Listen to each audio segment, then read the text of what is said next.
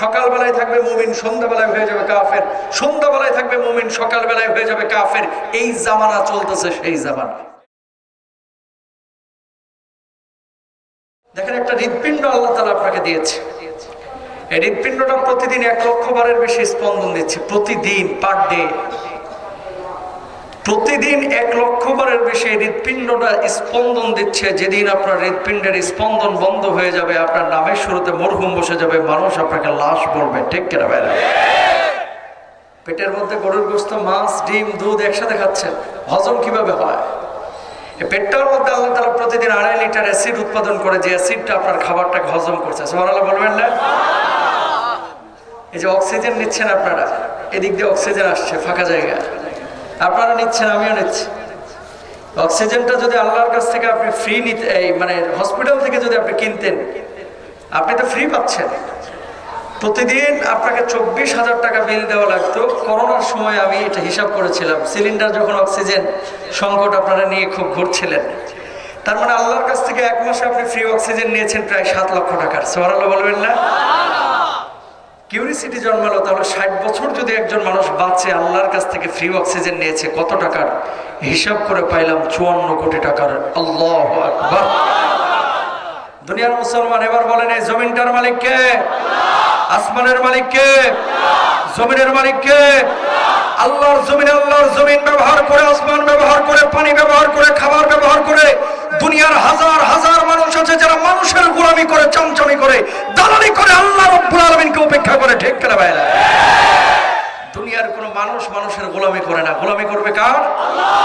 যদিও আপনারা কষ্ট করে এখানে বসেছেন, দেখেন 12টা বেজে গেছে। এই বছর মাহফিল শুরু করেছি সেপ্টেম্বরে, এই আজকেই প্রথম, আজকেই। ভাই কিছু নিয়ম নীতি আছে, আপনারা মাহফিল অনেক সুন্দর, গেট আপ সেট আপ, অনেক মাজুর মানুষ আছে, দুর্বল, আপনার কাছে মজা লাগতে শুনতেছে, আর ওই ল্যাপের নিচে বসে আমার বদদোয়া দিতেছে। কথা বলেন না কেন? 12টার মধ্যে আগামী বছর থেকে মাহফিল শেষ করার চেষ্টা করবেন ইনশাআল্লাহ। বলেন কমিটিরা, আপনার ভাই, আমার ভাইয়েরা, আপনারা আমাদের কলিজার টুকরা। কিছু জিনিস অনেক সময় আপনারা নিয়ন্ত্রণ করতে পারেন না, কিন্তু এটা শক্ত হাতে নিয়ন্ত্রণ করা উচিত। এটা রাজনীতির মঞ্চ না, এটা তাফসিরের মঞ্চ, এখানে তাফসিরই হবে শুধু। ঠিক না?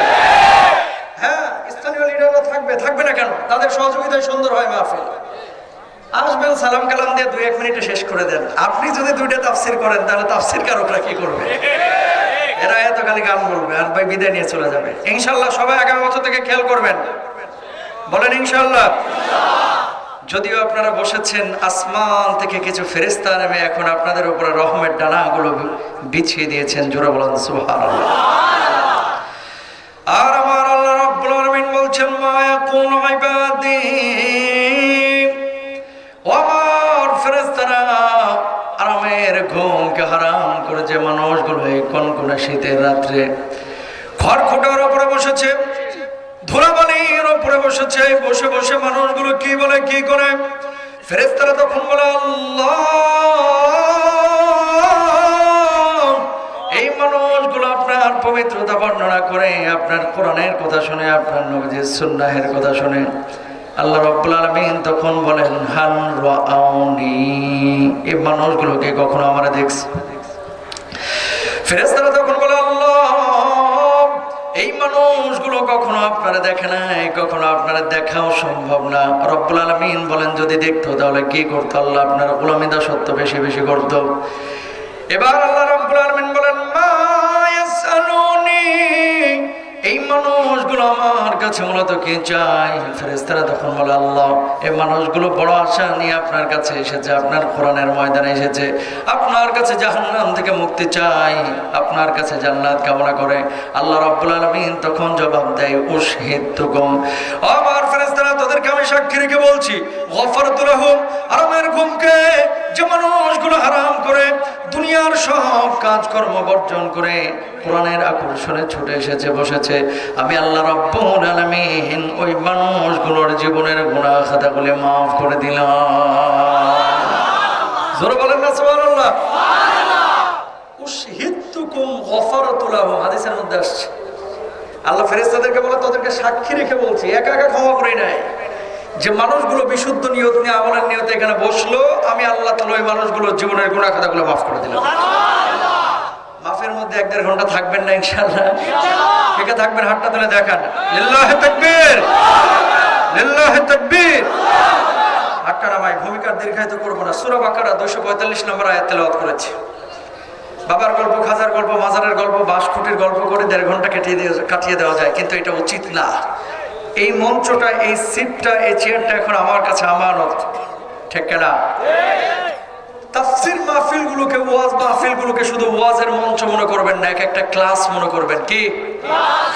যদি মনে করতে পারেন তাহলে সেখান থেকে কিছু শিখতে পারবেন। আল্লাহরও কিয়ামতের ময়দানে বলতে পারবেন, আল্লাহ জীবনে কোনোদিন মাদ্রাসার বারান্দাতেও যায়নি, অন্তত একটা দিন বসেছিলাম শুধুমাত্র কোরআনের দার্স নেওয়ার জন্য, ইনশাআল্লাহ। কি বলছেন আল্লাহ তাআলা এই আয়াতে কারিমায়? খেয়াল করেন, এখানে এমন কোনো মানুষ নাই যে মানুষটা বলবে যে হুজুর আমার জীবনে আমি কোনোদিন বিপদের মুখোমুখি হয় নাই, জীবনে কোনো বিপদের মুখোমুখি হই নাই। যদি এমন কথা কেউ বলে, জানতে হবে এটা আবু জাহেলের খালাতো ভাই। ইমানদার যদি নিজেকে দাবি করেন তাহলে বিপদে পড়তে হবে। আজ হোক কাল হোক, অল্প হোক বেশি হোক, বিপদের মুখোমুখি হতে হবে। তা আল্লাহর হাবিব সাল্লাল্লাহু আলাইহি ওয়াসাল্লামকে আল্লাহ তাআলা সবচেয়ে বেশি ভালোবেসেছেন, কিন্তু বিপদ আপদ সবচেয়ে বেশি দিয়েছেন। আল্লাহ চাইলে নবীজিকে কিন্তু স্মরণের একটা বাড়ি বানিয়ে দিতে পারতেন মদিনার মধ্যে। আইয়ুব নবীকে ঘা না দিয়েই কিন্তু আল্লাহ তাআলা কবুল করে নিতে পারতেন। ইব্রাহিম নবীকে আগুনে পরীক্ষা না করে কিন্তু আল্লাহ ইসলাম কায়েম করে দিতে পারতেন। ইউনূস নবীকে মাছের পেটের মধ্যে না দিয়ে কিন্তু আল্লাহ তাআলা দ্বীনকে এস্টাবলিশ করতে পারতেন। ইউসুফ নবীকে কূপে না ফেলেই কিন্তু আল্লাহ পারতেন, কিন্তু আল্লাহ করেন নাই। আল্লাহ বুঝিয়েছেন যে আল্লাহকে বিশ্বাস করে শত পরীক্ষার মুখোমুখি হয়ে উত্তীর্ণ হবে, আল্লাহ তাআলা তার উপরে খুশি হবে, ঠিক কিনা? ইমানের পরীক্ষা আপনাকে দিতে হবে। দুনিয়ার জিন্দেগিতে মানুষ বিপদে পড়লে মানুষের কাছে হাত পাতে, ভাই 10,000 টাকা দেন না 2টা দিনের জন্য, ভাই খাবারের যন্ত্রণা আছে, ক্ষুধার যন্ত্রণা, একটু খাবার দেন না, ভাই পানি দেন না। আল্লাহ রাব্বুল আলামিন এই আয়াতে কারিমায় আপনার কাছে জিনিস চেয়েছেন 2টা। জোরে বলেন কয়টা? 2টা। আরো জোরে কয়টা? 2টা। বাপ মা অনেক সময় সন্তানের কাছে কোনো জিনিস চাইলে, সুসন্তান হলে বলে হুজুর কি বলেন, দুনিয়ার জিনিস। যদি বাপ মা আমার কাছে অসাধ্য কোনো জিনিসও চাই, বাপ মার জন্য জীবন পর্যন্ত দিতে রাজি আছে, কিন্তু বাপ মাকে কষ্ট দিতে রাজি না, এরা সুসন্তান। আর আল্লাহ যদি আপনার কাছে কোনো জিনিস চাই এখন, আল্লাহকে দিবেন না? ইমানদার হলে এই কথাই আপনি বলবেন যে হুজুর কি বলেন, টাকা পয়সা, জান, আমার জীবনের সবচেয়ে বড় সম্পদ, এই জানটা পর্যন্ত আল্লাহর জন্য আমি দিতে প্রস্তুত আছি, ঠিক কিনা? কি বলছেন, কি চাচ্ছেন, খেয়াল করেন প্রিয় ভাইরা আমার।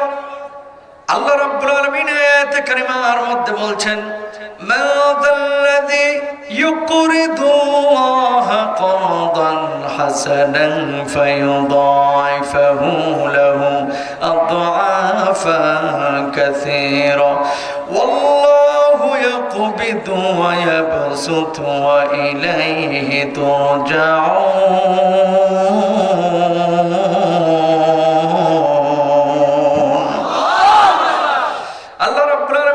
যে ব্যক্তি আল্লাহ রাব্বুল আলামিনকে ঋণ দিবে দুনিয়ার জিন্দেগিতে, কর্জে হাসানা দিবে, আল্লাহ রাব্বুল আলামিন কিয়ামতের ময়দানে ওই ব্যক্তির জন্য দ্বিগুণ বদলার ব্যবস্থা করবেন, 3 গুণ বদলার ব্যবস্থা করবেন, বহুগুণ বদলা বাড়ায় দিবেন।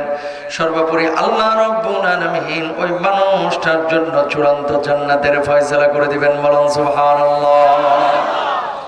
আয়াতটা যখন নাজিল হইল, সাহাবী রিদওয়ানুল্লাহি আনহুম আজমাইন বুঝতে পারেন নাই কি চেয়েছেন আল্লাহ কর্জে হাসানা দিয়ে। সন্দেহের মধ্যে পড়ে গেলেন, কনফিউশনে পড়ে গেলেন। আল্লাহ নবীকে বললেন, ইয়া রাসূলুল্লাহ, আল্লাহ রাব্বুল আলামিন আসমান বানিয়েছেন, জমিন বানিয়েছেন, সব কিছুর মালিক আল্লাহ। সে আল্লাহ কেন আমাদের কাছে ঋণ চাইলেন? এর মানে তো বুঝলাম না।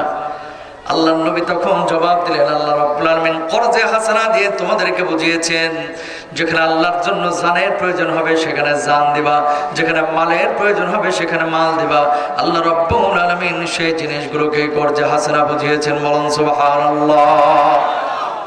এই দুনিয়ার জিন্দেগিতে এমন কিছু মানুষ পাবেন যে মানুষগুলো আল্লাহর জন্য জান বিসর্জন দিয়ে দেয়, যে মানুষগুলো আল্লাহর জন্য অর্থ বিসর্জন দেয়। আর এমন কিছু মানুষ দেখবেন সব সময় আল্লাহর জন্য নিজেকে সঁপে দেয়, এমন ভাবে যেখানে জানের প্রয়োজন সেখানে জান দেয়, যেখানে মালের প্রয়োজন সেখানে মাল দেয়। একদিকে দুনিয়া আর একদিকে ঈমান। দুনিয়ার সব কিছু ছাড়ে কিন্তু ঈমানকে ছাড়ে না, ঠিক কিনা? এবার আসেন এলাকার মধ্যে পরজা হাসানা মানুষের কাছে মানুষ অনেক সময় চায়, কিন্তু এই জামানায় দেখবেন সম্পর্কগুলো শেষ হয়ে যাচ্ছে শুধুমাত্র কাছের মানুষকে অনেক সময় বিনা সুদে টাকা পয়সা দেওয়ার কারণে। টাকা ধার দিচ্ছেন তো টাকা ধার দেওয়ার সাথে সাথে সম্পর্কগুলো 90% নষ্ট হয়ে যায়। কথা বলেন না কেন নষ্ট হচ্ছে? ভাই 10,000 টাকা দেন না, আগামী রোববারে দিয়ে দেব। দিলেন 10,000 টাকা, আগামী রোববার না 52টা রোববার গেছে, এখনো ধরা দিচ্ছে না। টাকা তো দেওয়া দূরের কথা, উল্টা কালিয়াখর বাজারে ধরছে আপনারা।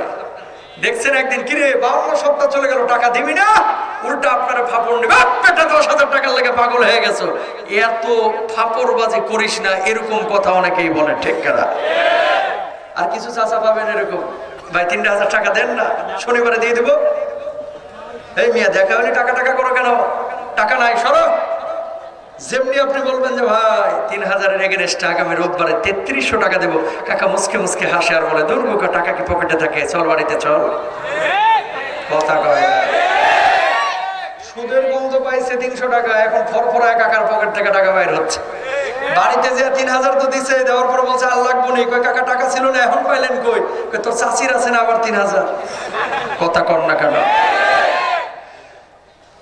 প্রিয় ভাইরা আমার, দরদের ভাইরা আমার, খেয়াল করেন, আল্লাহর নবী বিশ্বনবী সাল্লাল্লাহু আলাইহি ওয়াসাল্লাম বলছেন, কোন ব্যক্তি যদি আর একজন ব্যক্তিকে কিছু টাকা পয়সা ঋণ দেয়, ধরেন একজন মানুষকে আপনি 10,000 টাকা ঋণ দিলেন 5টা দিনের জন্য, 5 দিনের জন্য 10,000 টাকা আপনি তাকে কর্জে হাসানা দিয়েছেন, ঋণ দিয়েছেন।